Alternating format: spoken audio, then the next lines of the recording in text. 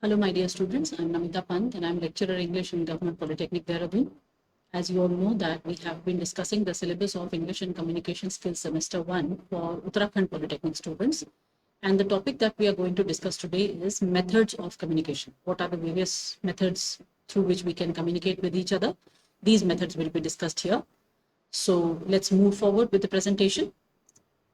See, what are the different methods of communication? First, we'll have to understand what are methods. And for that, see, people use communication every day, whether this be at home, in the workplace, or in a social setting. Everywhere we need communication. Without communicating, we cannot survive. Communication is necessary when building relationships with people and sharing ideas, whether it is in your workplace or at home. Okay, that means whether it is formal or informal, both ways we have to communicate with others. In the workplace, it is vital to have good communication skills, and many employers seek out candidates with proven communication skills. That's what I have been reminding you for such a long time, that communication skills is not just a part of your syllabus here, it is very important for your workplace also. If you have good communication skills, you will be chosen in your job interviews. It'll be proven to be it'll prove to be a very positive point from your side, that you have a very positive and good communication skill. Okay, so therefore it is always useful for you to include your communication skills on your CV and discuss this in a job interview. You have to present it that you are good at communicating with others. Okay, so when people think of communication and what this means, many people only think of verbal communication. Verbal communication, as we've already discussed earlier, verbal means where we use language, and may not consider that this is just one aspect of communication. Now that we have learned so many aspects of communication, we know that verbal communication is only a small part of it. There are many other forms in which we can communicate with others. There are various methods of communication. Let's see what are those. Different methods of communication, formal and informal. See, though informal also and in informal also, we may use verbal and non-verbal, both the things. This is the broad category. Verbal and non-verbal means using language and not using language. But all other things come under this category. They are sub points of these two categories. Okay. So formal and informal is one, verbal and non-verbal is one, oral and written is another. Okay. The way in which we communicate depends on who you are communicating with. If we are communicating in an organization, then we should remember that most of the times we use what? Formal communication there. है ना? So the place where you're communicating with people, it depends largely upon largely what methods we are going to use there. If we are in a setting of an organization, then we'll have to use formal communication. If we are at home, then there is no such need of formal communication. We can interact informally also. है ना? And the purpose of this communication. And second most important thing is, you have to remember for what purpose are we communicating. हमारा उद्देश्य क्या है communicate करने से. ठीक है, different communication methods are suited to different situations, and you can decide which is most appropriate for conveying your message and communicating most effectively. तो हर situation के हिसाब से depend करेगा आपको कौन सा method use करना है, कौन सा चीज appropriate रहेगी वहां पे, किस चीज से हम ज्यादा effectively communicate कर पाएंगे. आप दोस्त के साथ आप बात कर रहे हो सामने face to face, तो आप वहां पे मैसेज नहीं करोगे ना उसे, या उसे आप लेटर नहीं लिखोगे. आप क्या करोगे? ओरली उससे आप बात करोगे, है ना? वहां पे ओरल कम्युनिकेशन ज्यादा अच्छी होगी. ठीक, आगे देखते हैं. What is formal communication. आपको पता है ये फॉर्मल कम्युनिकेशन जो टॉपिक है ना, ये हम पहले भी डिस्कस कर चुके हैं. चैनल्स ऑफ कम्युनिकेशन हम जब डिस्कस कर रहे थे ना, तो वहां पे ये फॉर्मल भी आया था. इसको हमने वाइडली डिस्कस किया है, लेकिन फिर भी because it is a part, it is one of the methods of communication. Let's discuss it again. The communication in which information flows through proper and predefined solutions is referred to as formal communication. है ना? Pre defined होते हैं उसके रास्ते सारे, तो उसको हम क्या कहते हैं? Formal communication. It follows a hierarchical chain. आपको पता है, फ्रॉम सुपीरियर टू सबऑर्डिनेट और subordinate to superior. That is generally established by the organisation itself. Organisation ही डिसाइड करती है कि किस तरीके का चैनल यूज करा जाएगा या कौन सा मेथड यूज होगा, और वहां पर हायरार्किकल चेन डिसाइडेड होती है. ठीक, this type of communication is a must in the work place. है ना? आपके वर्क प्लेस में बहुत इंपॉर्टेंट है, because employees are expected to follow formal communication while performing their duties. जब हम अपनी ड्यूटीज फॉलो कर रहे हो, तो वहां पे कम्युनिकेशन का जो स्टाइल है, जो मेथड है, वो फॉर्मल ही होना चाहिए. Some general examples of formal communication are report writing, commands, orders, etc. ये सारे formal communication के ही part. ठीक, आगे देखिए. Types of formal communication, vertical आपको पता है, वर्टिकल 2 टाइप की होती है, ये जो है ये अपवर्ड कहलाती है और ये जो है ये डाउनवर्ड कहलाती है। हम इसको डिस्कस पहले कर चुके हैं, फिर भी एक बार देख लेते हैं। In this type of formal communication information exchange takes place at different organisational levels, either the communication takes place from superior to authority और subordinate to vice versa, superior authority to subordinate और vice versa. Superior authority से नीचे की ओर जाएगी तो downward होगी, और subordinate से सुपीरियर अथॉरिटी की तरफ जाएगी तो अपवर्ड होगी, है ना। अपवर्ड को हम दूसरे लैंग्वेज में बॉटम अप भी कह सकते हैं। बॉटम अप माने, बॉटम माने होता है नीचे, अप माने ऊपर, बॉटम से ऊपर की ओर आने वाली तो अपवर्ड होगी। Communication flow is from subordinate to superior authority. Top down उसको डाउनवर्ड भी बोलते हैं, टॉप डाउन टॉप से नीचे आने वाली। Communication flow is from superior authority to subordinate, ठीक है। आगे देखें, लेटरल और हॉरिजॉन्टल, है ना। जब इक्वल पोजीशन वाले लोगों के बीच में कम्युनिकेशन होता है तो उसे लेटरल या हॉरिजॉन्टल कम्युनिकेशन कहते हैं। Takes place between two employees of the same level but working in different departments, दोनों अलग अलग डिपार्टमेंट में काम कर रहे हैं और उनके बीच में कम्युनिकेशन हो रहा है तो दैट इज लेटरल या horizontal. For example, communication that takes place between the sales manager and the human resource manager, एक ही लेवल पर है ना दोनों, उन दोनों के बीच में अगर कम्युनिकेशन होगा दैट विल बी हॉरिजॉन्टल और लेटरल, ठीक। डायगोनल और क्रॉसवाइज, आपको मैंने एग्जांपल बताया था, ये एक हायरार्की है, ये दूसरी हायरार्की है, और यहां पर उसने अगर इसने यहां पर कम्युनिकेट करना है या इसने यहां पर करना है, वाइस वर्सा उसने कम्युनिकेट करना है, तो ये क्या हो जाएगा, इसको हम कहेंगे डायगोनल, ठीक है। This type of communication takes place between employees of different departments working at different levels, department भी अलग अलग होते हैं और उनके लेवल भी अलग अलग होते हैं। For example, communication between salesman and manufacturing manager, manufacture वाला डिपार्टमेंट बिल्कुल अलग होता है, सेल्स वाला डिपार्टमेंट बिल्कुल अलग होता है, उन दोनों के बीच में अगर कम्युनिकेशन होगा दैट विल बी डायगोनल और क्रॉसवाइज कम्युनिकेशन, ठीक है। आगे देखिए, what is informal communication. Informal communication is multi dimensional, मतलब डायगोनल भी हो सकता है, हॉरिजॉन्टल भी हो सकता है, सुपीरियर से सबऑर्डिनेट को भी जा सकता है, सबऑर्डिनेट से सुपीरियर, कुछ भी हो सकता है, कई सारे डायमेंशंस होते हैं उसके। It flows freely in the organisation without any restraint of predefined channels और रूट्स, ना तो उसके कोई पहले से डिफाइंड चैनल्स होते हैं, ना कोई रूट्स होते हैं, ना कोई रास्ता फिक्स नहीं होता। It is comparatively very quick and relational, है ना, क्विक होता है क्योंकि इसके लिए कोई फॉर्मेलिटी करने की जरूरत नहीं होती है। In organisations it is called, often called grapevine, इसको मैं एक्सप्लेन कर चुकी थी। ग्रेप माने अंगूर, वाइन माने बेल, अंगूर की बेल की तरह होता है इसलिए ग्रेप वाइन कहा जाता है, ठीक। क्योंकि अंगूर की बेल का भी जैसे पता नहीं चलता कहां से शुरू हुई कहां पे खत्म हुई, फैलती जाती है, ऐसे ही ये भी फैलता है। It is also important for the growth of a company because employees can discuss work related issues more openly, which ultimately saves the company's time and money, है ना। एम्प्लॉइज आपस में अपने वर्क रिलेटेड इश्यूज को ज्यादा खुल के बातचीत कर पाते हैं तो कंपनी का टाइम और पैसा दोनों सेव होता है। Some general examples are chats between team members, आपस में गप्पे मार रहे हैं, प्राइवेट जर्नल कोई शेयर कर रहे हैं या डायरी देख रहे हैं, तो वो सारा का सारा किस में आता है, ग्रेप वाइन में आता है या इनफॉर्मल कम्युनिकेशन में आता है। इसके बारे में एक सेपरेट प्रेजेंटेशन मैंने बना रखी थी, आप लोगों को मैंने बहुत डिस्क्राइब किया था इसके बारे में आराम से, तो वहां अगर आप वो प्रेजेंटेशन देखेंगे तो आपको और डिटेल में ये वहां पर टॉपिक मिल जाएगा, ठीक है। डिफरेंसेस देखो क्या है। A set of commands is followed for formal communication, informal communication में कोई कमांड सेट नहीं होते हैं, फ्रीली मूव करता है ना। फॉर्मल कम्युनिकेशन टाइम कंज्यूमिंग है क्योंकि भाई फॉर्मल तरीके से करेगा, रिटर्न होगा, है ना, ईमेल होंगी, रिपोर्ट्स होंगी, जबकि इसमें कोई टाइम कंज्यूम नहीं होता क्योंकि ये तो बोल के ही हो जाता है, बातें करके ही हो जाता है ना। Formal communication has its scope restricted within the organisation, वो ऑर्गेनाइजेशन के अंदर लिमिटेड होती है। इनफॉर्मल कम्युनिकेशन की कोई बाउंड्री नहीं है, वो उससे बाहर भी जा सकती है, ठीक है। फॉर्मल कम्युनिकेशन ऑर्गेनाइजेशनल लेवल पर ही डिजाइन किया जाता है, इनफॉर्मल कम्युनिकेशन नेचुरली होता है, आपस में गप्पे मारे वो नेचुरली, उसके लिए कोई प्लान करने की जरूरत नहीं होती, ठीक है।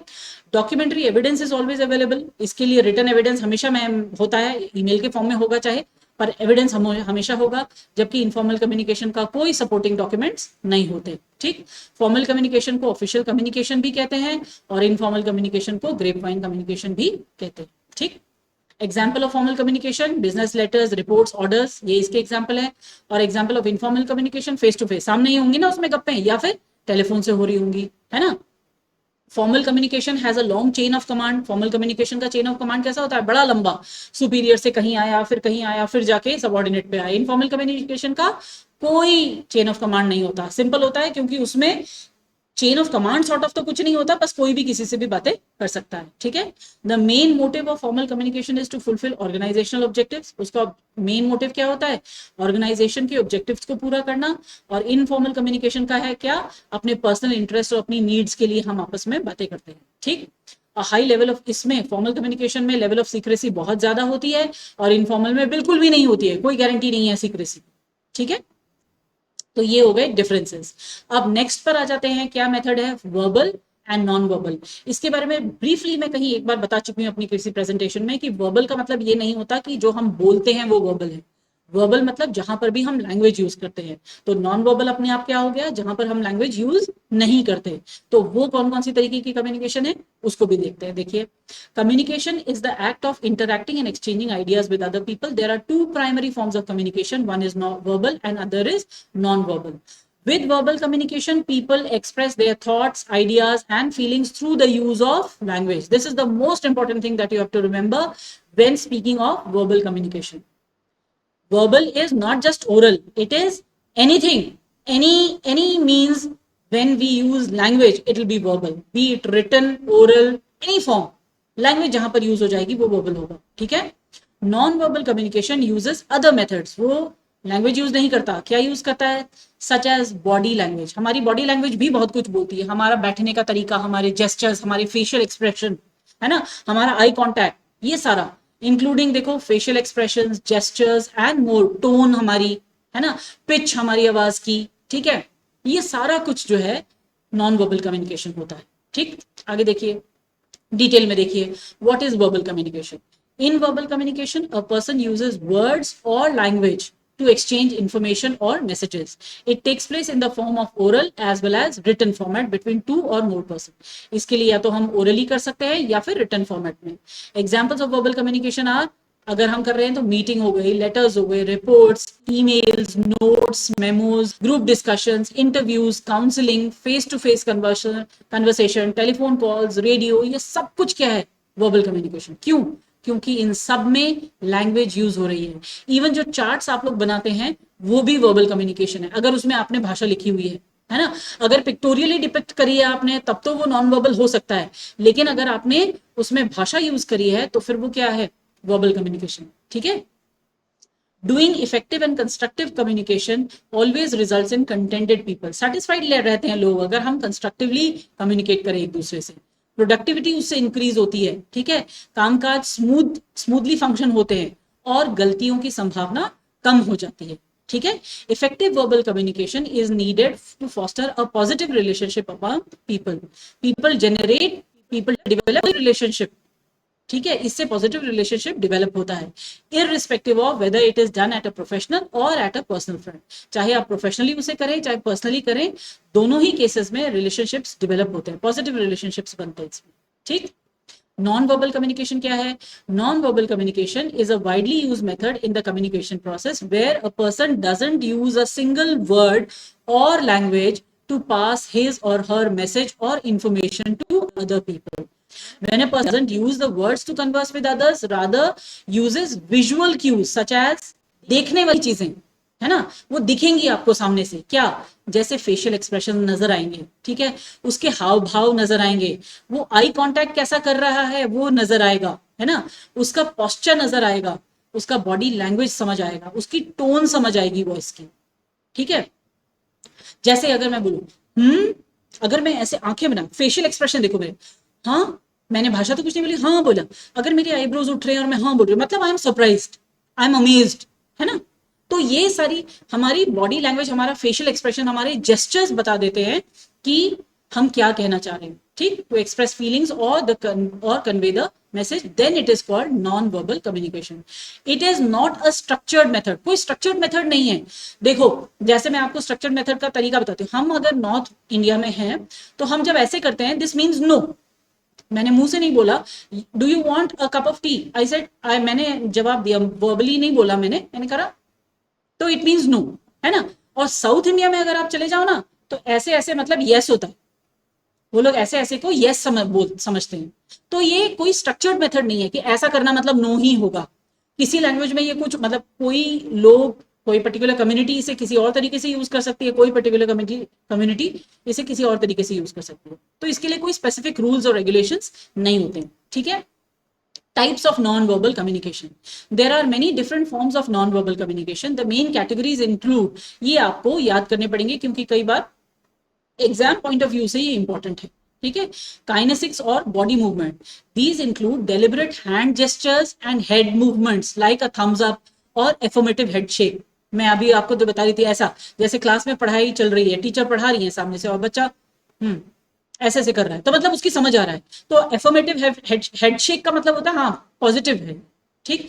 This is one of the most easily controllable of the non verbal forms of, ये कंट्रोल किया जा सकता है। आप थम्स अप करने से अपने आप को रोक सकते हो, कंट्रोल कर सकते हो, हेड शेक करने से रोक सकते हो, तो ये इजीली कंट्रोलेबल है। ठीक। अब आ जाता है नेक्स्ट पॉइंट है प्रोक्सिमिक्स और क्लोजनेस या पर्सनल स्पेस। इसी से वर्ड बना है प्रोक्सिमिटी। प्रोक्सिमिटी मतलब किसी के नजदीक, किसी एनवायरमेंट के नजदीक अगर हम रहे तो हम बोले प्रोक्सिमिटी ऑफ दैट। ठीक। This is the measure of physical distance between people when they communicate. The standard amount of personal space expected by someone varies depending on setting and is somewhat culture specific. कितना space, personal space किसी व्यक्ति को चाहिए, वो depend किस बात पर करता है, किस जगह पे आप हैं और कैसा कल्चर है वहां का, कि आप कितनी स्पेस पे बात करेंगे। इसको कहते हैं प्रोक्सेमिक्स। ठीक है। ये प्रोक्सेमिक्स है। तो ये भी एक नॉन वर्बल कम्युनिकेशन का तरीका है, आप डिस्टेंस से भी बता सकते हो। ठीक है। Next is posture.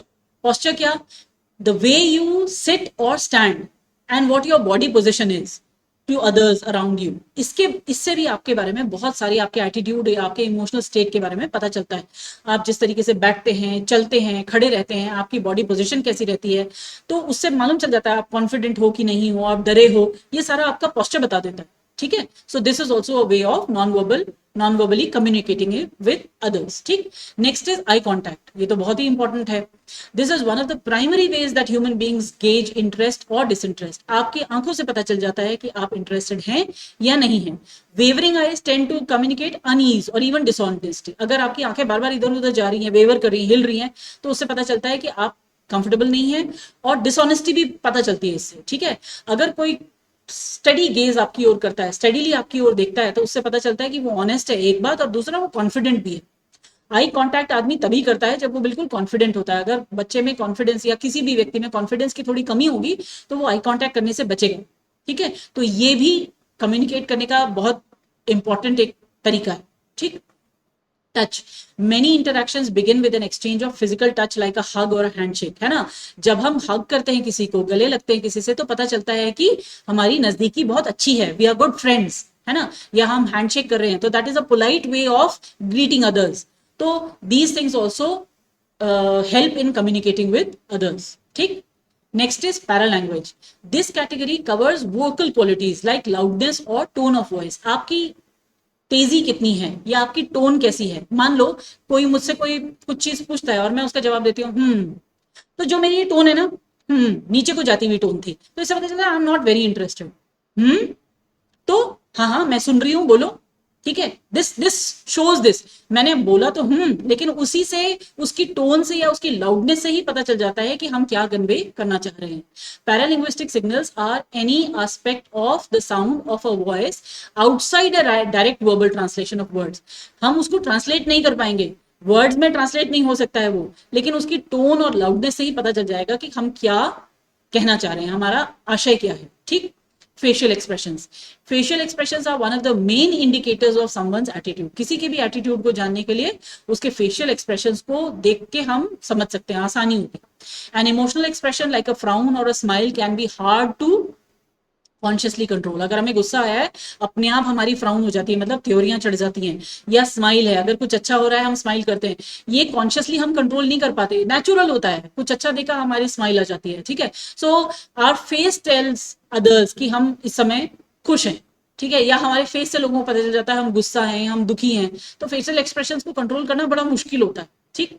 Physiology, this category includes changes in body physiology like an increase in sweat अचानक से पसीना आ जाए, या हम अचानक से बहुत ज्यादा आंखें झपकने लग जाएं, ये भी बहुत मुश्किल होता है डेलिबरेटली कंट्रोल करना। मतलब देखो, अगर हम नर्वस हैं तो अपने आप ही पसीना आना शुरू हो जाता है, या हमें टेंशन हो रही है कभी तो अपने आप पसीना हो जाता है, एंग्जाइटी हो जाती है, या हमारी आंखें जल्दी जल्दी झपकने लग जाती हैं। So all these things are also very difficult to control, and this is also a way of communicating. हम चाहे चाहें या ना चाहें, हमारी फिजियोलॉजी बता देती है, वो कम्युनिकेट कर देती है दूसरे को कि हम कैसा फील कर रहे हैं इमोशनली। ठीक है, so this was verbal and non verbal. इसके डिफरेंसेस देखो मेन क्या है। Verbal communication involves proper usage of words and language. Non verbal communication, no words और language are used to communicate, है ना, rather expressions convey the message. In verbal communication the physical presence of the sender and receiver is not necessary, क्योंकि written भी भेज सकते हो आप, कहीं दूर है तो आप लिख के भेज दो, तो फिजिकल प्रेजेंस जरूरी नहीं है। जबकि नॉन वर्बल कम्युनिकेशन में क्या, हमको फिजिकल प्रेजेंस बहुत जरूरी होती है, क्योंकि हमारे फेशियल एक्सप्रेशन या हमारे पोस्चर या हमारा बॉडी लैंग्वेज या प्रोक्सेमिक्स, ये सारे देखने के लिए सामने होना व्यक्ति का जरूरी है। ठीक है, in verbal communication the message is easily conveyed and understood by the recipient, आसान होता है क्योंकि पूरा पूरा क्लियरली लिखा होता है। नॉन वर्बल कम्युनिकेशन में क्या होता है, कुछ चीजें मिस भी हो सकती हैं, क्योंकि हो सकता है हमारे जो हमने जो बॉडी लैंग्वेज से बताया है, जो पोस्चर से बताया, जेस्चर से बताया, वो पूरा का पूरा अगले को समझ ना आया हो। ठीक है, verbal communication uses language, word, sentences and voice as the medium of communication. Non verbal communication uses body language, facial expression, tones and pauses in speech as the medium of communication, है ना। एक में हम क्या use करते हैं, language, word, sentences use करते हैं, यहाँ पे हम body language, facial expression, tone वगैरह यूज करते हैं। ठीक है, oral and written. Third method of communication is either oral or written. Of course ये वर्बल कम्युनिकेशन का ही पार्ट है। अगर आप देखें ना तो ओरल भी वर्बल होता है और रिटन भी वर्बल होता है, उसी का एक पार्ट है। ठीक है, communication is a broad field that covers many different means of spreading and transferring messages. There are many forms of communication that focus on a specific means or aspects of communication. Two common forms that are often compared are oral communication and written communication. ये मैंने include क्यों किया है, क्योंकि आपके syllabus में ये specifically mentioned है अलग से, तो आपको इसके बेस पर एग्जाम्स में क्वेश्चंस पूछे जा सकते हैं। What is the difference between oral and written, इससे रिलेटेड कुछ भी क्वेश्चन आएगा तो इस टॉपिक को इसलिए मैंने सेपरेटली मेंशन किया है यहाँ पे। ठीक है, oral communication refers to the communication that takes place by speaking. आपको पता है ये बात, बोल करके जो किया जाता है वो ओरल, और लिख करके जो किया जाता है ना, refers to that uses written word, लिख करके जो किया जाएगा, लैंग्वेज ही यूज होगी, लिखी हुई होगी, उसे कहेंगे written communication. This can be typed on an electronic device such as an email, on a computer, और handwritten such as a note और a letter. Both oral communication and written communication are used on daily basis. हम अपनी daily life में रोज इन दोनों तरीके के communication को use करते हैं। रिटन तो फिर भी कम करते होंगे, वैसे आजकल सोशल मीडिया के बढ़ने से रिटन भी खूब होता है, मैसेजेस, चैट, व्हाट्सएप, ये सब क्या है, रिटन कम्युनिकेशन ही तो है। हम मल्टीमीडिया को यूज कर रहे हैं, या कंप्यूटर्स को यूज कर रहे हैं, या स्मार्टफोन्स को यूज कर रहे हैं, लेकिन है रिटन फॉर्म में, है ना। What is oral communication? Oral communication is the process of conveying or receiving messages with the use of spoken words. This mode of communication is highly used across the world because of rapid transmission. क्या फायदा है इसका, information बहुत जल्दी transmit हो जाती है और जवाब भी बहुत जल्दी आ जाता है। ठीक है, oral communication can be in the form of direct conversation between two और more persons, like face to face communication, lectures, meeting, seminars, group discussion, conferences, या फिर टेलीफोनिकली भी हम बात कर सकते हैं, है ना। The best thing about this mode of communication is that the parties to communication, that is sender और receiver, can notice non verbal cues. हमको सामने वाले बात करते करते बॉडी लैंग्वेज भी दिखती है, फेशियल एक्सप्रेशन भी दिखते हैं, टोन, वॉइस की टोन भी दिखती है, पिच भी समझ, मतलब हम ओरल के साथ साथ उसको नॉन वर्बली भी समझ पाते हैं। वो नॉन वर्बल है ना वो सारे, तो हम उसे वैसे भी समझ पाते हैं। ठीक है, रिटन कम्युनिकेशन क्या है, in which the message is transmitted in written और प्रिंटेड फॉर्म, है ना, उसको रिटन कम्युनिकेशन कहते हैं। It is the most reliable, क्योंकि इसका डॉक्यूमेंट होता है हमारे पास, and it is highly preferred in the business world. हम जब फॉर्मल कम्युनिकेशन करते हैं, ऑफिशियली करते हैं, ऑर्गेनाइजेशन में करते हैं, तो इसका बहुत ज्यादा यूज होता है ना, because of its formal and sophisticated nature. The various channels of written communication are letters, emails, journals, magazine, newspapers, text messages, रिपोर्ट्स, एक्सेट्रा। अब आपको ये दिख रहा होगा कि जब हम रिटन कम्युनिकेशन कर रहे हैं तो ये भी कोई एक अलग से एंटिटी नहीं है। फॉर्मल कम्युनिकेशन के अंदर रिटन भी आता है, इनफॉर्मल के अंदर भी रिटन आता है, फॉर्मल कम्युनिकेशन में ओरल भी होता है, और इनफॉर्मल में भी ओरल होता है ना। तो ये सब एक दूसरे से रिलेटेड है। कोई अलग से हम किसी को नहीं पढ़ रहे कि पता लगे रिटर्न कम्युनिकेशन बिल्कुल अलग चीज होती है, फॉर्मल बिल्कुल अलग। फॉर्मल के अंदर ही रिटर्न भी आई है ना, फॉर्मल का ही एक पार्ट है रिटर्न कम्युनिकेशन। ठीक, तो देखिए आगे, difference between oral and written communication, the type of communication in which the sender transmits information to the receiver by speaking the message is oral, and when he uses the written or printed text for exchanging the information it is called written। ठीक है, इसके लिए कोई pre condition नहीं होती कि जो participants हैं उनको पढ़ा लिखा होना चाहिए, लिटरेट होना चाहिए, जबकि रिटर्न कम्युनिकेशन के लिए एक शर्त है कि पार्टिसिपेंट्स को लिटरेट होना जरूरी है। कैसे पढ़ेंगे अगर उन्हें पढ़ना लिखना नहीं आता, तो रिटर्न कम्युनिकेशन की शर्त है कि उसमें लिटरेट होने चाहिए पार्टिसिपेंट्स। ठीक है, ओरल कम्युनिकेशन के रिटर्न कम्युनिकेशन के प्रॉपर रिकॉर्ड्स होते हैं, ओरल कम्युनिकेशन के कोई रिकॉर्ड नहीं होते हैं। ठीक है, रिटर्न कम्युनिकेशन स्लो होता है ओरल के मुकाबले, ओरल कम्युनिकेशन बहुत फास्ट होता है। ठीक है, the words once uttered can not be reversed in case of oral communication, हमने एक बार जो शब्द बोल दिए उन्हें वापस नहीं कर ले सकते, जबकि रिटर्न कम्युनिकेशन में क्या फैसिलिटी है, आपने जो लिख दिया आप उसमें थोड़े से एडिटिंग करके चेंजेस कर सकते हो। ठीक है, अब एडवांटेजेस देखो ओरल कम्युनिकेशन के। There is high level of understanding and transparency in oral communication as it is interpersonal. आप एक दूसरे से आमने सामने बातें कर रहे हो तो अंडरस्टैंडिंग का लेवल बहुत ज्यादा बढ़ जाता है और ट्रांसपेरेंसी बहुत ज्यादा बढ़ जाती है। मतलब आप सामने सामने जो बोलोगे तो बड़ा रिलायबल होगा ना, आप एक दूसरे से तभी शेयर करोगे उसे। There is no element of rigidity, इसमें कोई सख्त रूल नहीं होते ओरल कम्युनिकेशन में, तो बहुत फ्लेक्सिबल होता है। ठीक है, जिससे कि आपने पहले अगर कोई डिसीजन लिए हुए हैं तो उनमें चेंजेस लाना भी आसान हो जाता है। ठीक, द फीडबैक इज स्पॉन्टेनियस, आपको तुरंत फीडबैक मिल जाता है, आपने बोला सामने वाले ने जवाब दिया, आपको फीडबैक उसी समय मिल गया। ठीक है, तो इसलिए इससे क्या होता है, डिसीजंस लेने में बहुत आसानी होती है, जल्दी लिए जाते हैं। ठीक, oral communication is not only time saving but is also saves upon money and efforts, ना केवल समय बचाता है बल्कि पैसे और एफर्ट्स भी बचाता है। पैसे किस लिए, रिटर्न कम्युनिकेशन में हमको कागज चाहिए, प्रिंटर चाहिए या पेन चाहिए, बहुत सारी चीजें। ओरल में हमको ऐसा कुछ नहीं, हमने वर्ड्स बोले और कम्युनिकेशन हो गया। ठीक, oral communication is best in case of problem resolution, अगर आप प्रॉब्लम रिजोल्व करना चाहते हैं तो ओरल कम्युनिकेशन बहुत अच्छा है, आप आपस में समझ बढ़ा सकते हो अपनी। ठीक है, कॉन्फ्लिक्ट्स हैं, डिस्प्यूट्स हैं या कुछ भी ऐसे हमारे इश्यूज आ रहे हैं तो हम बात करके उन्हें खत्म कर सकते हैं। Oral communication is an essential for team work and group energy, group energy और टीम वर्क के लिए बहुत इंपॉर्टेंट है कि आपस में ओरली एक दूसरे से कम्युनिकेट किया जाए। ठीक, oral communication promotes a receptive and encouraging morale among organizational employees, जो ऑर्गेनाइजेशन के अंदर एम्प्लॉइज होते हैं उनमें आपस में उनका मोरल बूस्ट होता है अगर हम ओरली एक दूसरे से कम्युनिकेट करते हैं। ठीक, oral communication can be best use to transfer private and confidential information या मैटर, प्राइवेट अगर कोई इंफॉर्मेशन है या कुछ कॉन्फिडेंशियल इंफॉर्मेशन है तो उसको ओरली कम्युनिकेट करना ज्यादा अच्छा माना जाता है। कि रिटर्न फॉर्म में आ गया तो हो सकता है किसी की नजर पड़ जाए, पर एक ने दूसरे से बोला तो हो सकता है कि वो प्राइवेट ही रहे या कॉन्फिडेंशियल ही रहे। ठीक, अब डिसएडवांटेजेस क्या हैं, अगर हम ओरल कम्युनिकेशन पर ही रिलाई करेंगे केवल तो बिजनेस कम्युनिकेशन बहुत मुश्किल हो जाएगा, क्योंकि वहां पर हमको फॉर्मल कम्युनिकेशन की जरूरत पड़ती है, रिकॉर्ड्स की जरूरत पड़ती है। ठीक, oral communication is less authentic than written communication as they are informal, है ना, वो इनफॉर्मल है, उसका कोई रिकॉर्ड तो है नहीं। ठीक है, oral communication is time saving as far as daily interactions are concerned, but in case of meetings, अगर अगर डेली हमको इंटरेक्ट कर रहे हैं हम उसमें तो ओरल कम्युनिकेशन ठीक है, टाइम सेविंग है। लेकिन अगर मीटिंग्स हो रही हैं और वहां पे सिर्फ बोला जा रहा है या स्पीचेस हो रही हैं और वहां पे सिर्फ बोला जा रहा है तो खाली वहां पे टाइम वेस्ट होता है, अनप्रोडक्टिव होता है, क्योंकि उसका रिकॉर्ड रखना, जो ज्यादा बड़ी मीटिंग्स हैं या जो एक फॉर्मल एनवायरमेंट में मीटिंग्स हो रही हैं उसका रिटर्न रिकॉर्ड जब तक नहीं होगा तो लोग जरूरी नहीं है कि सब कुछ याद रख पाए, हो सकता है वो भूल जाए, तो वहां पर ओरल कम्युनिकेशन काम नहीं आता। ठीक, आपको ओरल के साथ साथ वहां पे रिटर्न रिकॉर्ड भी चाहिए। Oral communication are not easy to maintain and thus they are unsteady, unsteady है, उनको मेंटेन तो नहीं किया जा सकता, कोई रिकॉर्ड तो है ही नहीं उसका। ठीक है, there may be misunderstandings as the information is not complete and may lack essentials, कमी अगर पूरी ना हुई वो इंफॉर्मेशन तो मिसअंडरस्टैंडिंग बढ़ सकती है। ठीक है, it requires attentiveness and great receptivity on the part of the receiver और द ऑडियंस, ऑडियंस या रिसीवर बहुत अटेंटिव होना पड़ता है और उनका रिसेप्टिव पावर बहुत अच्छा होना चाहिए अगर उन्हें पूरा का पूरा मैसेज समझना है।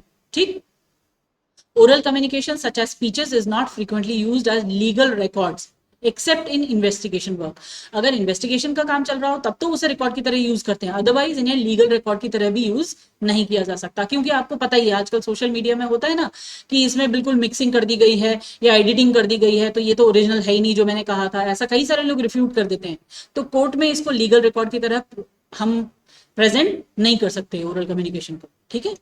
आगे देखिए, advantages of written communication. Written communication helps in laying down apparent principles, policies and rules for running an organization. अगर हमको प्रिंसिपल्स, पॉलिसीज, रूल्स वगैरह किसी ऑर्गेनाइजेशन के डिसाइड करने हैं या लोगों को बताने हैं, तो उसके लिए रिटन कम्युनिकेशन ही सबसे अच्छा है। It is permanent means of communication, ये परमानेंट है, इसका रिकॉर्ड होता है ना। Thus it is useful where record maintenance is required. It assist in proper delegation of responsibilities. अगर हमें रिस्पॉन्सिबिलिटी सौंपनी है तो हम रिटर्न में अगर उसे देंगे तो लोगों को भी याद रहेगा और आपको भी याद रहेगा कि आपने किस किस को कौन सी रिस्पॉन्सिबिलिटी सौंपी है। संस्था में भी यही होता है, जैसे हम कॉलेज में हैं तो हमें प्रिंसिपल के द्वारा रिस्पॉन्सिबिलिटीज असाइन करी जाती हैं ऑन रिकॉर्ड। रिकॉर्ड पे आपके पास ये चार्ज है, ये चार्ज है, ये चार्ज है, तो मुझे भी याद रहेगा, एक कॉपी मेरे पास है, एक कॉपी ऑफिस में है, तो सबको याद रहता है कि किसकी क्या responsibility. While in case of oral communication, it is impossible to fix and delegate responsibilities on the grounds of speech, as it can be taken back by the speaker or he may refuse to acknowledge. जबकि oral communication में किसी के ऊपर भी responsibility fix नहीं कर सकते, ठीक है। Written communication is more precise and explicit, मतलब वो समराइज करा जा सकता है और ज्यादा एक्सप्रेस करता है, क्योंकि वो सोच समझ के लिखा हुआ होता है तो ज्यादा उसमें एक्सप्रेशन होता है। Effective written communication develops and enhances an organization's image. किसी भी ऑर्गेनाइजेशन की इमेज को वो इंप्रूव करता है अगर वहां पर रिटन कम्युनिकेशन बहुत इफेक्टिव है। मतलब अपने आप को वो कैसे प्रेजेंट कर रहा है, उसके एडवर्टाइजमेंट्स के थ्रू, उसके सर्कुलर्स के थ्रू, उसके नोटिस के थ्रू पता चलता है कि ऑर्गेनाइजेशन कैसा है या कैसा वो फंक्शन कर रहा है, ठीक है। It provides ready records and references, जिसको कि लीगली भी यूज किया जा सकता है।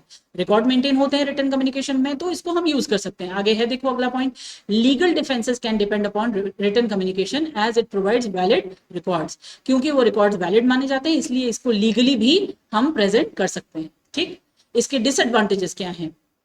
कॉस्ट पर सेविंग नहीं होती है, मतलब बहुत महंगा पड़ता है, ठीक है। स्टेशनरी का खर्चा पड़ता है, मैन पावर का खर्चा पड़ता है राइटिंग टाइपिंग के लिए, तो इसलिए ये महंगा है फॉर्म, ठीक है। दूसरा, if the receiver of the written message are separated by distance and if they need to clear their doubts, the response is not spontaneous. अगर रिसीवर जो है मैसेज का वो दूर है और उसको अपने कोई डाउट्स हैं और उसको वो क्लियर करने हैं, क्लैरिफाई करने हैं, तो एकदम जवाब उसे नहीं मिलेगा, मतलब एकदम उसको माइंड क्लियर नहीं हो पाएगा, उसको टाइम लगेगा इसको क्लैरिफाई करने में, ठीक है। Written communication is time consuming, समय बहुत ज्यादा खर्च होता है इसमें, ठीक है। As the feedback is not immediate, क्योंकि फीडबैक हमें इमीडिएटली नहीं मिलता। The encoding and sending of message takes time. जब हम सोचते हैं किसी मैसेज के बारे में और उसे भेजते हैं तो उसमें टाइम लगता है। जैसे यही देखो, ये प्रेजेंटेशन मैं आपके सामने लेकर के आई, तो इसको पहले मैंने सोचा, फिर मैंने इसे बनाया, बनाने में कई बार करेक्शन किया, रीराइट किया, और उसके बाद इतना टाइम, मतलब इसको बनाने में कुल मिलाकर के आपको बहुत टाइम कंज्यूम होता है इसमें, ठीक है ना। So it is time consuming. Effective written communication requires great skills and competencies in language and vocabulary use. अगर आप इफेक्टिवली रिटन कम्युनिकेशन करना चाहते हो तो आपका लैंग्वेज पे बहुत अच्छा कमांड होना चाहिए, and you should also have a very good vocabulary, है ना। So poor writing skills have negative impact on organization. और अगर आपकी राइटिंग स्किल्स अच्छी नहीं है तो ऑर्गेनाइजेशन की रेपुटेशन पर भी बुरा असर पड़ता है। Too much paper work and emails burden is involve. इसमें पेपर वर्क का भी बहुत बर्डन होता है और ईमेल्स का भी बहुत ज्यादा बर्डन होता है, उसी के थ्रू तो कम्युनिकेट करना है ना। अब आ गई आपकी एक्सरसाइजेस। जैसा मैं हमेशा से ही बताती आ रही हूँ, इनको सॉल्व करने का कोई अभी अभी फिलहाल यूज नहीं है, क्योंकि आपको पता है मैं हमेशा ही ऐसा ही करती हूँ। कोई भी एक्सरसाइज अगर देती हूँ तो उसके लास्ट में, जैसे मैंने यहाँ पे शायद आपको 22 क्वेश्चंस दिए हैं और इन 22 क्वेश्चंस का यहाँ पर आंसर है ना। बट जैसा मैं हमेशा रिक्वेस्ट करती हूँ, अभी फिर आपसे रिक्वेस्ट करूंगी, आपको एडवाइस करूंगी कि आपने ये एक्सरसाइज खुद से सॉल्व करनी है और उसके बाद आप अपने आंसर्स को इसमें चेक कीजिए कि आप कितना सही है कितना गलत है ना। So that you are able to gather how much you have understood from the presentation. If there is something lacking, still lacking, then you can go back to the presentation, watch it again, listen to it very carefully, and then solve the exercises again. ठीक है, फिर दोबारा solve exercises को करो। तो इससे आपको क्या होगा, ये जो टॉपिक है जो हमने डील करा यहाँ पे मेथड्स ऑफ कम्युनिकेशन, ये आपको अच्छे से समझ आ जाएगा। देखो फिर मैं आपको दोबारा ये एक चीज और दोबारा बोल देती हूँ कि जो शॉर्ट आंसर क्वेश्चंस हैं या जो लॉन्ग आंसर क्वेश्चंस हैं वो मैंने यहाँ पे नहीं किए। इसलिए नहीं किए क्योंकि अगर आपसे एग्जाम में पूछा जाता है what are the different methods of communication, अगर ये 30 to 40 वर्ड्स क्वेश्चन में आता है तो आपने ये सिर्फ 3 लिख देने हैं, formal and informal, verbal and non verbal, oral and written. इतना लिख दोगे और इनके बारे में थोड़ा थोड़ा भी अगर लिख दोगे तो आपका 30 to 40 वर्ड्स कंप्लीट हो जाएंगे। है ना। और अगर यही लॉन्ग आंसर में आता है तो आप इसको लॉन्ग के फॉर्म में लिख दोगे, बहुत सारा है आपके पास लिखने के लिए मटेरियल। अगर आपसे सेपरेटली पूछा जाता है व्हाट इज फॉर्मल कम्युनिकेशन या what is the difference between formal and informal communication, देख रहे होगे आप, स्लाइड्स देखते रहो, आपको समझ आता रहेगा कि कौन कौन से क्वेश्चन इसमें से फॉर्म हो सकते हैं। आपसे पूछा जा सकता है व्हाट इज वर्बल कम्युनिकेशन, आपसे पूछा जा सकता है what is the difference between upward and downward communication या bottom up and top down communication, आपसे पूछा जा सकता है what do you understand by lateral और हॉरिजॉन्टल कम्युनिकेशन, कुछ भी, एनी क्वेश्चन। देखो इनफॉर्मल कम्युनिकेशन क्या है, what are the key differences between formal and informal, है ना। Cite some examples from formal communication and some from informal communication. Yeah, what do you understand by verbal and non-verbal communication? What are the different forms of non-verbal communication? Kinesics, proxemics. What do you understand by proxemics? Anything, any question. ये सारे के सारे topic, जितने भी slides यहाँ पे बनी हुई हैं, एक भी ऐसा नहीं है जो आप ये कह सकते हैं कि नहीं ये तो एग्जाम पॉइंट ऑफ व्यू से बिल्कुल भी इंपॉर्टेंट नहीं है। ना तो आप एग्जाम पॉइंट ऑफ व्यू से इसे अनइम्पॉर्टेंट समझ सकते हो, और ना आप इसे ऐसा समझ सकते हो कि ये एग्जाम देने के बाद हमारे कभी काम ही नहीं आने वाला। दोनों ही जगह ये बहुत इंपॉर्टेंट है। सिलेबस कवर करने में तो इंपॉर्टेंट है ही, और साथ में आपके डे टू डे लाइफ जब आप वर्क फील्ड में जाओगे ना, अपने वर्क प्लेस में जाओगे, तो वहां पर भी आपको ये बहुत ही हेल्पफुल होगा अगर आपको ये सारी चीजें पता होंगी और आप कम्युनिकेशन स्किल्स को मास्टर कर लोगे। कभी किसी पहली प्रेजेंटेशन में मैंने आपको बताया था, the whole aim of having ECS और English and communication skills in your syllabus is for you to understand this language better and for you to understand the importance of communication skills and also to learn how to communicate with others. ये सारी चीजें बताने के लिए ही आपको English and communication skills यहाँ पे आपके सिलेबस में दिया हुआ है। It's not just a wastage of time. आप ऐसा बिल्कुल मत समझिए कि इंग्लिश का कोई काम ही नहीं है आपके टेक्निकल एजुकेशन में। आप देखिए बड़े बड़े डिग्री कॉलेजेस में या बड़े बड़े टेक्निकल एजुकेशन इंस्टीट्यूशंस में भी इंग्लिश एक सब्जेक्ट होता है, क्योंकि कम्युनिकेशन स्किल सिखाना है उन्हें। उन्होंने जब वर्क प्लेस में जाना है तो जो लैंग्वेज यूज करनी है उसमें वो मास्टर कर लें और उनके कम्युनिकेशन स्किल्स बहुत इफेक्टिव हो, इसके लिए उन्हें सिखाया जाता है। So this is the motive or this is the objective of having this English and communication skills in your syllabus. Okay. So with these words, I bid you goodbye. Take care. Study very well for your syllabus as well as for your future life. Goodbye.